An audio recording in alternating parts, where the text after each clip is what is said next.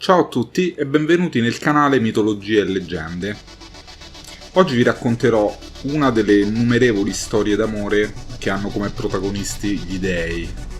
Queste storie d'amore erano spesso molto brevi e coinvolgevano a volte mortali, a volte divinità, ad altre volte semidivinità.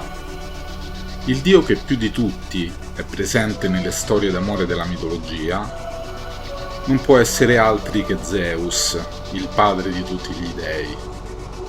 Oggi vi racconto infatti la storia d'amore tra Zeus ed Elettra. Elettra è una delle ninfe oceanine, cioè le ninfe nate da Oceano e Teti, o Tetide, due divinità primordiali che sono presenti nelle varie cosmogonie e teogonie elleniche. Oceano è il più antico dio delle acque. Teti rappresenta la fecondità del mare, da cui ha origine la vita. Da Oceano ebbe moltissimi figli, c'è chi dice più di 3000, che rappresentano i fiumi della terra, ad esempio Acheloo, Nilo, Eridano, Meandro, Istro, Scamandro, eccetera. Mentre le Oceanine rappresentano le sorgenti e tutte le acque correnti. Conosciamo i nomi di parecchie di loro: Stige, la maggiore, poi Elettra, Doride, Asia, Calliroe, Climene, Eurinome, Europa, Meti, la prima moglie di Zeus, Clizia, Dione, Criseide, Calipso, Pleione e Anfitrite, la moglie di Poseidone. Il nome Elettra significa letteralmente lo zampillare dell'acqua. Con Taumante generò Iride, che è la personificazione dell'arcobaleno, e le tre arpie: Aello, colei che ha i piedi come il vento, Ocipete, colei che vola rapida, e Celeno, l'oscura. Le arpie erano mostri con volto umano e corpo di uccello, che emettevano aspre grida e che erano la personificazione dei venti tempestosi e distruttivi. Iride aveva la facoltà di potersi immergere fin nelle estreme profondità del mare con la sua scia multicolore ed entrare nel regno degli inferi, dove sono i 5 fiumi infernali: Acheronte, Cocito, Flegetonte, Lete e Stige.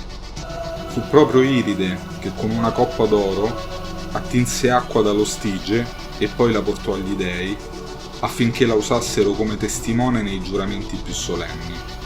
Secondo Omero, Elettra, che era la moglie di Corito, ebbe da Zeus il figlio Dardano, che fu il capostipite dei re della città di Troia, che vennero perciò chiamati Dardanidi.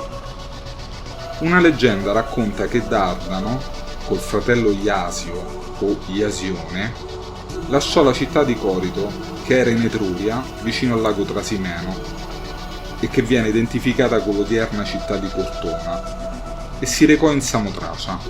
Qui il fratello venne ucciso da un fulmine di Zeus, come diremo meglio dopo, e allora Dardano passò in Frigia, solo, su una zattera da lui stesso costruita, dove sposò una delle figlie del re Teucro, Batea, dando origine alla stirpe troiana. Infatti da Batea ebbe Erittonio, che a sua volta generò Troo, che diede il nome alla famosa città. Un'altra versione del mito, però, considera Dardano originario della Samotracia, da cui passò successivamente in Troade. Iasione era stato amato dalla dea Demetra, nell'isola di Creta, in un campo di grano rivoltato 3 volte. Avevano avuto un figlio, Pluto, la ricchezza, e a Iasione la dea Demetra regalò il seme del frumento. Ma Zeus non tollerò che egli avesse osato toccare una dea, quindi lo fulminò con la sua folgore, anche se sulla sua fine ci sono versioni contrastanti. Alcune volte i due eroi, Iasione e Dardano, sono stati identificati coi Cabiri, divinità misteriose del mondo sotterraneo, oggetti di culto sia in Samotracia che in altre località del Mediterraneo. Si dice anche che un'altra figlia di Zeus ed Elettra sia stata Armonia, colei che riunisce, anche se c'è una versione del mito che fa discendere Armonia da Ares e Afrodite, e in questo caso Elettra avrebbe avuto solo il ruolo di allevare ed educare la fanciulla. Armonia è ricordata soprattutto per le nozze con Cadmo, alle quali parteciparono tutti gli dei e durante le quali vi fu un bacchetto memorabile. Non c'è molto da dire su come Zeus sedusse la bella ninfa, anche perché ciò non avvenne. Il padre degli dei se ne invaghì, la prese e la amò ripetutamente. Elettra poi, insieme ad altre sue sorelle, fu tramutata in stella, entrando a far parte della costellazione delle Pleiadi, che facevano da guida ai naviganti nel cielo primaverile, e che quando scomparivano dal firmamento indicavano che era il tempo di fermarsi al sicuro nei porti. Tutte le sorelle si erano sposate con divinità, generando altre divinità od eroi, tranne Merore, che aveva sposato un mortale, Sisifo, da cui ebbe Glauco, per cui si racconta che, pur se tramutata in stella, non si faceva vedere agli occhi degli uomini dalla vergogna.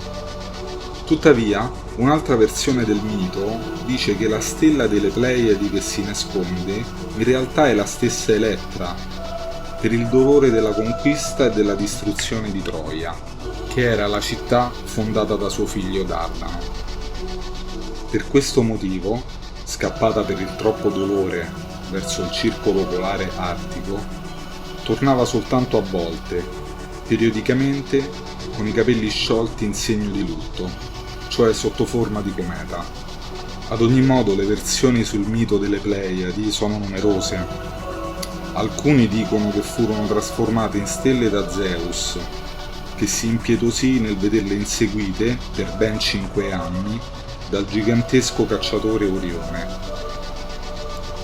Il nome stesso, Pleiadi, può derivare da plein, navigare, pleion, più numerose, o da Peleiades, stormo di colombe, perché la leggenda dice che prima di essere trasformate in stelle furono trasformate, sempre da Zeus, in colombe.